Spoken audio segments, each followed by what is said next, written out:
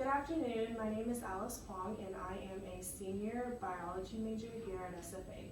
So today I will be going over how the pre-med attribute here needs to be reconstructed.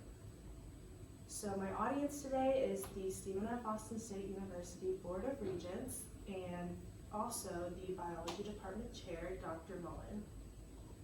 So I have a little outline made and these are the topics that I will be going over during this presentation. First, I will address why we need to reconstruct the pre-med attribute. Next, I will follow up with a discussion on the current pre-med requirements that are needed for graduation.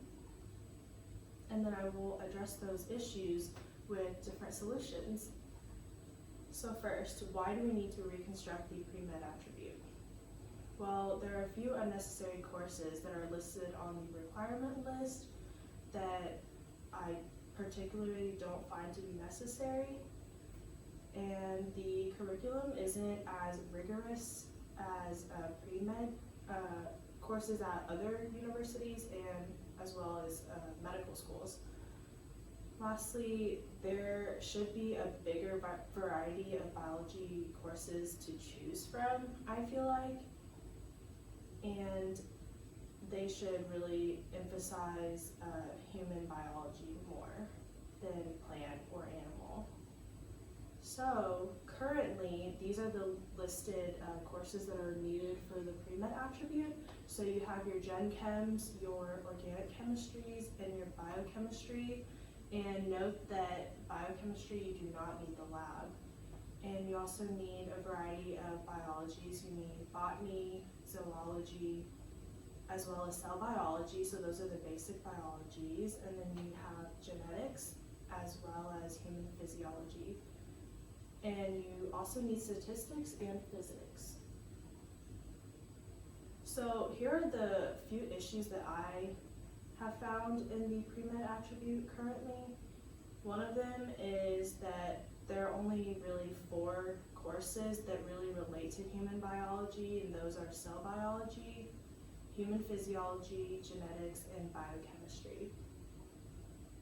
Also, I definitely feel like botany and zoology should not be required for the pre-med attribute just because it is a study of plants and animals, whereas pre-med students are really just wanting to take a look at the human body. And then lastly, biochemistry lab is not required at the moment, and I feel like it should be. So here are 3 solutions to this issue. The first one, we can remove botany and zoology. Second, we could require biochemistry 1 lab. And then third, we could add more biology courses that relate to human physiology. So my first solution was remove botany and zoology. So why do I want to do this? Personally, I feel like plant and animal biology isn't really a main concern for students who want to go into human medicine. And I feel like it would really give students more time to focus on human biology versus plant or animal biology when they don't have to worry about those classes. Next, I definitely feel like cell biology covers most of the material that is taught in the plant and animal biology courses anyway. So yeah, you have glucose, and then you have all the different transports, and those are all taught in cell biology. Next, I feel like we should definitely require biochemistry 1 lab. It actually shows up quite often on the MCAT, and a lot of students don't know that the lab techniques are very important. Also, I feel like biochemistry 1 lab specifically allows students to get more experience with the SDS page, electrophoresis, centrifugation, and the PCR, which is heavily tested on the MCAT as well. So here's some examples of biochemistry lab questions on the MCAT. And my last solution is to add more human biology courses. And here are a list of courses I feel like would be very beneficial for pre-med students. One of them being an advanced human physiology, We currently do offer a 300 level human physiology, although it does not cover all the different organ systems in the body.